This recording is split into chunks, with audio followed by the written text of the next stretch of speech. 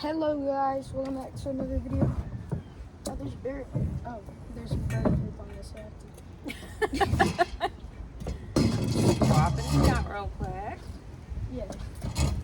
Alright, so today I'm here with my mom. I don't know if this is a pod. What do you call this, a podcast? No, it's just a video. Yeah.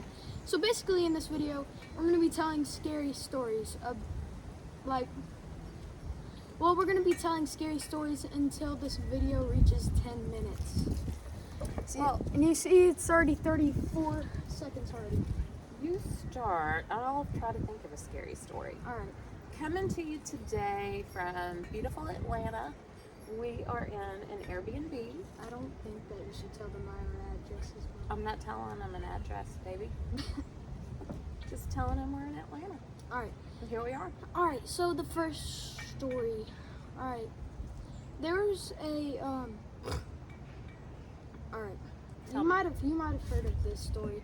But there was a man, let's say in Georgia. Okay. And let's say that his name is Jeff. Jeff, he decides to move to a new house back in 2005, I think. I think Okay. that might be the correct year. And Do I know this story? you might. But he moves into a new house back in 2005 because he's moving out from his parents, I think. And in this house, he was told by the other original homeowner that this house was built back like hundreds of years ago or something like that. And on day one, he's in the house, and he's telling his mom where he lives, and if his mom wants to ever visit him, he tells them that their key is underneath the plant pot, stuff like that. And then in the thing, wait, where was I? I forgot. Immediately forgot, but Underneath the plant. like the Like key a was underneath planter. the plant thing, and there's a ladybug right there. I have ADHD, so that's why I'm acting like this. Anyways, Squirrel. so basically, like on day one, he's like at his house. He has a bad feeling about something. He doesn't really know. But he chills down, and he tells his ex if he wants to, visit him, they could also look for it underneath the key. He tells all of his family members, friends, whoever, telling them stuff about the new place and how it's been and stuff. And this is a single man. He does have no children. He doesn't have no girlfriend, no wife. So he lives all alone. And one day, the police were knocking at his door. He opens the door and he says, "What is it, sir?" The police said, "There has been 5 missing people that's been missing around this neighborhood. Do you know anything that's going on, or do you have any suspects?" The man says no, and the police officer says, "All right, we'll be back on our way. Call us if you need us." And then the man goes back into his house, and he was looking for a place to put his boxes and stuff, right? Okay. And he wasn't able to find an attic or a basement, so he had to put it all in his bedroom. And that night, he went to bed watching TV. He heard some thumping noise, and he thought it was probably like some squirrels on the rooftop, neighbors, stuff like that.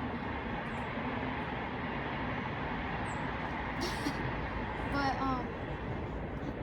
The train? Yes. I honestly don't know. But so the man, he's chilling and stuff. Then he goes to sleep that night. The next day, he's woken by a thumping noise, and he searches all around the house to see what is it, and like what's going on and stuff, and he couldn't find anything, and he knows it's coming from the inside of his house. But after that day, he thought that, he was probably tired or homesick and stuff, and that he was just hallucinating. And on the second day,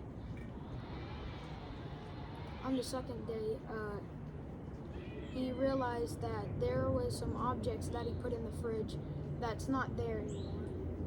Didn't I say that at the beginning? Like, there's moved places. Things have been moving around. Yeah, there's been things that's been moving around that he not put there. And he also realized that some of his food, like half of the food, like quarter of a half of the food in the fridge that he has is like gone. And he's wondering, I don't remember eating that. So he goes to the grocery store, and he sees a man in a hoodie staring at him in the grocery store. He shrugs it off and thinks that it's probably a blind guy or something. And as he's about to go, get something from the food aisle, the man runs up to him and says, "You did it, didn't you? You did it. You did it. You lived in that house. You did it. You know what happened." And the man, Jeff, the man who moved into the house, he said, "What are you talking about? Get off of me or I'll call security." He says, "You did it. You did it. You did it." And then Jeff yells out, "Help! Security! Help! Help!" to like get security's attention. And that man was arrested that day. And he brought all the food home, and he realized some scratch marks on the wall when he gets home, and he finds his bedroom a mess, and what I mean, like, there's like clothes everywhere, like all the things in the boxes were thrown out, and it was just a complete mess. And one of the windows downstairs was broken, and on that day, he installed security cameras, but it said that it would get there in 2 weeks, and he realized that would take too long, but he ordered them anyways. And then after that, he had dinner and he went to bed. That night, he heard knocking on his door, and he also heard scratching noises from the door as well. Wondering what it is, he says, "Hello, who's there?" Nobody answered. And then on the next day, fourth day, right? I think so. I think it was the third day. I think so. I'm not sure. Yeah, but on the third day, Sounds right. He went upstairs to see what could have been that noise that night, and he finds a very large hole in his attic. He goes downstairs, well, not his attic, but in a wall somewhere, and he goes downstairs to get a flashlight, and once he gets the flashlight, he heads back upstairs. Then he finds a man, skinny and pale, in that place. And he found out also that there was a hidden attic in there as well, in the roof. Oh, wow. And that's where all the noise had been coming from. And the police that day said that the man actually escaped a asylum back in 1994, and he chose this house. Oh. Yeah. Wait, so he had been staying in the attic? Yeah, the hidden attic. The hidden attic the whole time. Mm-hmm. Sneaking out when he was going to the grocery store and stuff. Yeah. Oh, crazy. That's terrifying. You're a good storyteller, baby. Hey. Just go on and you can stop it right there. All right, yeah.